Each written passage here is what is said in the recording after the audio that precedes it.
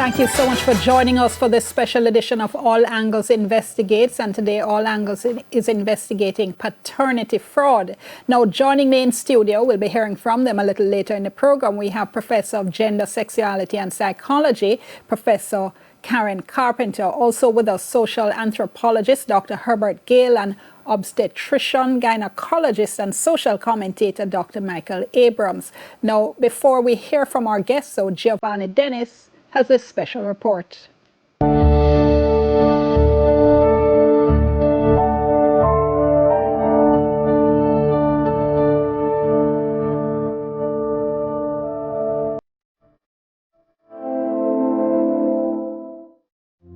She might be fooling around with two men. She go play hokey pokey to find out which one is the better daddy, which one is the better candidate. So it's like Russian roulette. Is it Tom, Dick or Harry? Which is the better father? So it doesn't really matter who is the biological dad, especially in this economy. Like, people can hardly afford to live.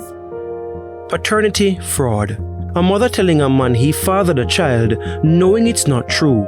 In Jamaican, it's called giving a man jacket. The word alone stirs up strong emotions. I think it's diabolical, the way women just throw kids to men who aren't really the father. And I think they should go under harsh punishment. And yet, it seems widespread. 47% of Jamaicans who used the services of the company 876 DNA test in 2024 received an adverse result. In fact, the crude percentage is higher. 52% of all DNA tests at the company returned adverse results. Some were done by Jamaicans in the diaspora and could not be assigned a parish, and so the company adjusted the numbers down. Either way, that's an adverse result for 1 in every 2 tests. Well, the number is extremely high. So we've heard higher numbers before, but I think that this is the closest to an accurate record that we probably have of the issue in Jamaica because of the scope and operation of 876 DNA tests. So we have 64 locations across the island. We're in all 14 parishes and most major townships. The people who do DNA testing in our facilities come from all over Jamaica. Teran Dewar is CEO of 876 DNA Test. The tests done were not just by fathers or presumed fathers, but also by relatives. Paternity testing is when you test a child against a father. Relationship testing, you can test an aunt or an uncle. That category of test is called an avuncular DNA test to determine whether or not the child is the father's child. So you test the father's brother or sister. You can test the father's mother or father, which will be the child's grandparent. You can do a grandparent test. You can do siblingship tests. So the adverse result is a catch-all phrase we use to say we expected you to be related and you're not. It's important to explain that this doesn't mean that 1 out of every 2 men in Jamaica is the victim of paternity fraud. It means that 1 out of every 2 tests done by this company had an adverse result. But there has been intense, widespread reaction to the new data. Sometimes them don't really know. Which is some of them know, them wicked enough, them know. Which is some innocent, them don't know, say, is the next man's child. To when the child start to grow now and start to show features, then them realize, say, so there is a problem is here. It's difficult to get people directly involved to speak. We've been speaking so far with over a dozen people, either directly or indirectly affected by paternity fraud. No one wants to speak about this because of how difficult a subject this is to confront. We finally found someone who has agreed to share his story with us, who has been directly affected by paternity fraud. We're now on our way to St. Thomas to speak with him.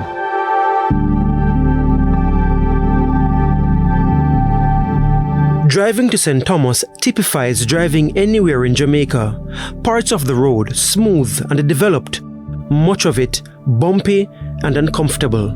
Almost as uncomfortable as openly speaking about being a jacket in Jamaica. Port Morant, on the outskirts of the capital Morant Bay, is the setting for our story. It's where Errol Scott grew up. He always felt he was different from his 4 brothers and 1 sister. I recognize I was short. Most of my brothers then were tall because mommy has 7 of us, 1 girl, 6 boys. I was the 3rd boy for mommy, but when I discovered the first child for my father, I recognized that I was not from this stock. He ignored whispers he was a jacket all his life until he was 40 years old in the year 2000. By now, the man who fathered him had died. He was and still is an ordained pastor. One Friday, I went to Morant Bay. My wife was working at Morant Bay Parish Library then, and she worked with a woman by the name of Yvonne. I don't remember her surname. And Yvonne said to me, "Oh, you come into the library?" And I was calling her today, Scotty, and you never answer. So something clicked in my mind. Could this be the brother they said that looks like me? But he still had to be sure. This man just so happened to be religious as well. He invited me, that young man, because I knew him from Norris, you know. The man who you found out was your brother? Yes, man, I knew him from Norris. You knew him from before? Yes. Long time? Yeah, but two man look like man. Me never put it, say he could be my brother. So when he called me now, he said he's having a convention. And where he was pastoring is a place in St. Thomas, right in St. Thomas here. So this man himself is also a pastor? Yes, he's a pastor. The man's sister used to watch Mr. Scott preach for years. They used to see me come and preach at churches, and they would say, "Jesus Christ, what a man look like, Daddy." Then came an invitation to speak at a convention. When he invited me to the convention, something clicked in my spirit. Is it that he's inviting me for his wife and children to see me and to ask some thought-provoking question? After the meeting, we exchanged number, and I was saying to myself, why he's so interested in getting my number? But I didn't say anything to him. But dear and then Giovanni, trust me, the Holy Spirit told me, this is your brother. This is your brother? Yes. So when I got home, as I got in, my phone rang, and he said, "Mr. Scott." I said, "What, Mr. Coleman?" He said, "Me have something to tell you, you know." And I prayed to him in saying, "You want to tell me so we are brother?" And he started crying. He started to cry? He started What to cry. was your reaction? Well, tears well up my eyes too. He had always dismissed the idea that his biological father was not the man who raised him, until now. He immediately inquired whether he was still alive. So we asked a man that is a live man. And my sister, them may want trouble, you know, because them say, it happened a long time, you know, if you go and trouble the man. But to me see you now, I say, a death stamp for papa. Me say, fly or fly low. Me have to carry in the family. They planned to meet up the following day. Mr. Scott didn't sleep that Friday night. I don't think I slept as I normally do for the entire night because the anticipation was great. So when I got up the Saturday morning and prepared a meal, the time he told me that he was coming, he came about 2 minutes after the time. And when he drove up with him, he said, "Come on, Mr. Coleman. I said, I hope he'd cook food early morning." You know. I said, "Where is man?" And the way he laugh and talk, he say, "Yes, this is my stock." Because finally, he saw his features in someone else's face. It was more of the same when he reached the house in Cheswick. And my sisters actually saw me, and the way they laugh, you know, the joy, the vibes, the camaraderie, you can see that the DNA is that close. Man, it's like they knew me a long time. They never even want me to leave the yard. And then he met his father. I can't recall seeing him from a distance, but the first time in close proximity, and I hugged. And he didn't cry, but I cried. You cried? And when I look at him, just how my nose stay, the way he laugh, the way he see things, I said, this is my father. But then, a myriad of questions swirled in his head, along with a myriad of emotions, not all pleasant. Having hugged him and felt elated, and like that feeling a bit, I start to think now, like I feel like a slight anger.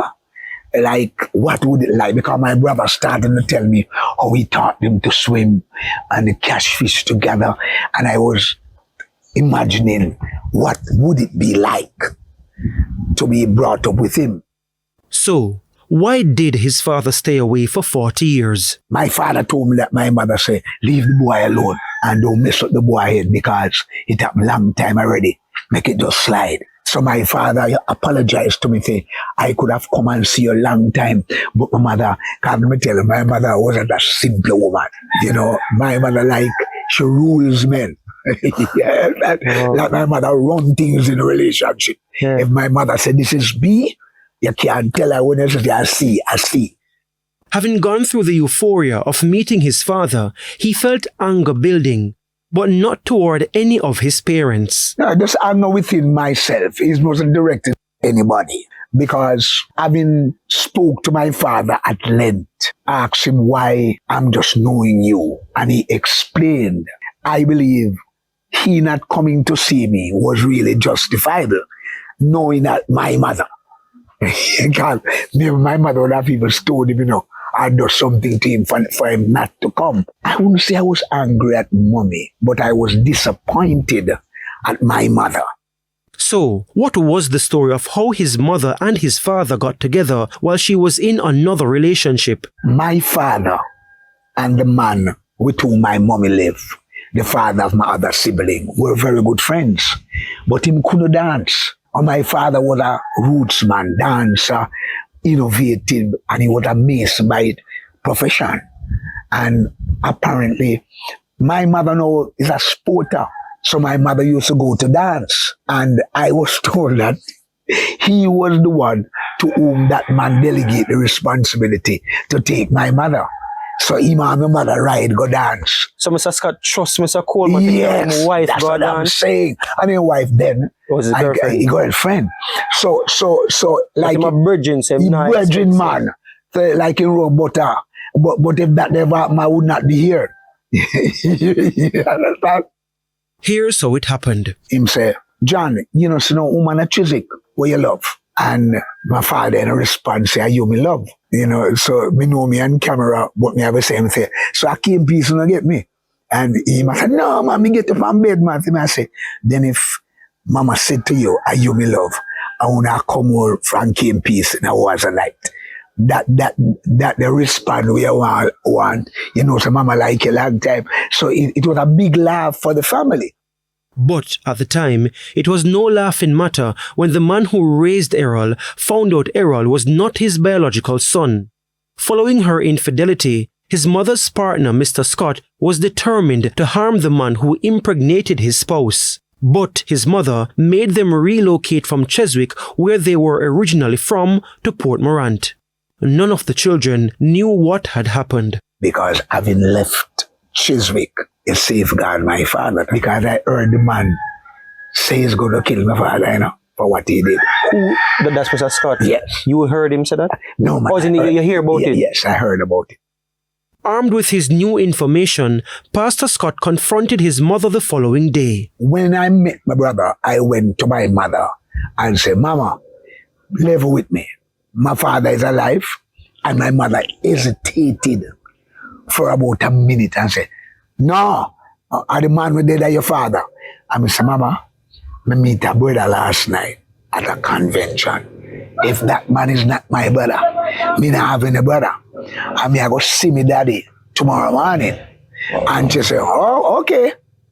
So having told her the Friday what I would have done the Saturday, I went the Sunday morning to pretend as if I went around here to have a bath for her to ask me, did you go and see the man? But me I mill around and she not asking me. I went out in the bathroom twice, Giovanni, and turned on the pipe like they bed. And she asked me, I come up back. And then here she clean her and said, Tony, you go see the man yesterday? I say, yes, mama. How him look like? I say, mama, if that man is my father, and my mother broke down and start to cry.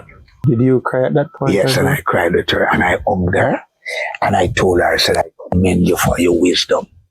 In fact, Errol Scott says the man who raised him never treated him any differently from his other siblings, even after he confirmed he was not his biological son.